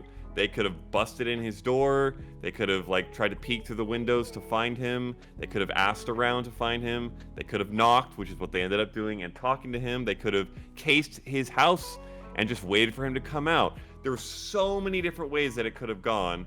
And rather than being okay, the way that I know that Eclipse is going and the way that Jess is taking this character, I think she would probably handle it this way. So let me set it up this way or suggest it this way. I try to, as much as possible, just put something on the table, but have it be an open book and let them do what they want. And then if they're hesitant about it, give them encouragement. But more often than not, just provide the framework, like I've said several times, provide the framework and let them fill it in the direction they want to go. Before you answer, Anneka, I want to very quickly go back over how shitty my answer was to this question. and why that's the case. Because I've run one campaign for 2 years. Not even for me. And at the point that I was running, that I had started running Saristia, I had no idea what the fuck I was doing. And so I think that may be why I fell into a lot of the traps that you just mentioned, right? Of the less asking questions, making suggestions type deal of this is what's in the world. This is what I expect your character would be based on what you're telling me, right? And so, yeah, I very, very blatantly got caught in that for sure. And so, against all odds, incredible outcome. But, regardless, I think for the most part, that is a much healthier approach to go at it with. It should be about asking those questions. And it should never be pushing your assumptions about their character onto them. Or pushing your knowledge of your world onto them. It should always be about inquiry. Always. Yeah. I mainly I put down this thing and then I don't say anything because I just let everybody do their own thing. You sure fucking do. Yeah. Yeah. Literally exactly how it went. It's just, here's this. Have fun. I'm not going to tell you what to do, what the options are, because I'm lucky enough to be playing with a very talented group of players that come up with their own ideas. They're constantly suggesting things to me. I never have to ask questions to them, which is sort of bad, sort of good, that I don't know certain things that I maybe should, but everyone's having a good time. I let them make the characters exactly how they wanted to do it. I just said, here's this new world. I know nothing about it. Fill it in. And yeah, it's more their game than mine at this point. I'm just here. to go with that, I actually wanted to ask Sean, I want to ask you, how much of Ash's stuff have you written into the world? Invented out of thin air for Ash that is now a part of the world in canon? Because I have written so much and I've written so much that is now just, this is how it works now. I think I gave him the university. Yeah. And we came up with a different organization for a previous character idea that he reused. Mm-hmm. And that was the second part. I created Othindra the Fell, and basically like determined what his deal was. And we still have a little bit of work to do on like what exactly it is that he did. Yes. But for the most part, like in terms of the effect on the world, most of his stuff is pretty character specific. Obviously, like what he did, the ritual that he performed, that was me, right? And the effect that had on the world, that was Anneka. Yeah. But like, yeah, a lot of Ash's stuff was more so just character specific for the most part. And I didn't know Tarot fucking existed until probably session 15 or 16 when I had the wayward thought of, gee willikers, somebody in solitary confinement for 8 years probably would have gone insane. So how would he have processed that? Yeah. Right. And the answer was Tarot. So yeah. I bring up the question specifically just for an answer or an example for the recording of what it means, because at the exact same time while that's happening, Valkyria and Thyra's stuff, a lot of the things I would write and I would send to Anneka saying, is this good? And now, so because Freya was pretty underdeveloped on purpose, I think, because it's literally supposed to be a wasteland, and I literally would just send a thing, like the ravens, for instance, or the ravens with the bodies and their bodies being like twigs and things like that. I wrote that. And I invented it, and it's now just a thing that happens. Yeah. So, like, things like that, where both can be happening at the exact same time, is what I'm trying to say. Is that you can be very hands-on and say, I'm going to give you, here's your thing, here's that, go wild. And you can also say, hey, I don't fucking know. Have a good time. Like, both are possible. Yeah. One of the coolest things about being a DM is being able to sit back and let your players build your world for you. Yeah. Because that will happen more often than you think. Yes. They truly will, like, especially when you have a bunch of players in your game that are also dungeon masters as a side gig, you get lore. Lots of lore. You get a lot of lore. So yeah, like, you just sit back, relax, and let the players write some shit. Unless one of them has amnesia. And then you have a little bit more work to do. Then you have a little bit more work to do. Then you have to write all the shit. See, that's the where possibilities are that's endless. where you can really that's really the most twiddle fun. your fingers. Yeah. I'll throw out another couple concrete examples just to kind of piggyback off of that to help people get an idea of the specifics of this process. So, 2 characters in Anthara have factions that entirely were born out of their character creation. Eclipse, Jess wanted to be a guardian, a guard of some kind, like a stoic person who guarded something. And that was kind of like the starting point. And I remember saying, and this is kind of the questions thing, I was like, okay, political or academic? Or religious, maybe. I can't remember what I said. But it would probably be one of those things. And she was like, I think academic. And I think that she would probably have friends that were academics, but she's not bookish in that way. But her family might be. And we went back and forth until this consortium was created that is next to the academy in the most academic city in the realm, and is currently the focal point of an entire arc. And then Sean, with his second character, so this was midway through the existence of the game even, was like, I basically want to be a monster hunter witcher dude, more or less, mercenary guy. And I was like, okay, let's make a faction for that. And so we did, and I was like, what kind of missions do they do? What kind of things do they get involved in? What kind of things do they maybe not get involved in? And now there are things happening with that organization that are different from what they would normally get involved in based off of what we like set as the foundation, and that's problematic to Eowyn. And so that is building a whole aspect of his involvement with his own faction. Meanwhile, the faction appears to be involved in the events of the world in who knows how significant a way. But both of those things just came out of a seed of an idea from a player, and then asking questions to flesh it out. And also, the third on that list is Sable coming up with the Shrift. Yes. Like the entire idea of the spiritual swamp folk, that was all her. And she developed the entirety of like who we were and what our traditions and culture was and how we ended up dying off. And then we continue to explore that in Reclaiming the Swamp in the most exceptionally beautiful way.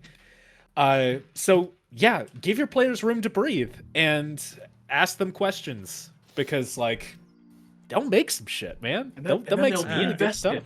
Yeah, and then they'll be invested. Also See, it's all a feedback loop. It's all a And then- feedback loop. It's a In big the fucking end, crack loop. It's just a crack loop of just. I ask them questions, they'll make things for me to ask them questions about. yes. In the end, going about it that way makes it much more involved for them, and it makes them easier to connect with their characters and understand the story. Because if you threw them in, if you had everything pre-written and told them to fit the mold, they're most likely not going to remember every single thing about their character and their backstory and the place that they lived and the organizations that they were part of. They'd understand that less than if they were to have some hands in creating it.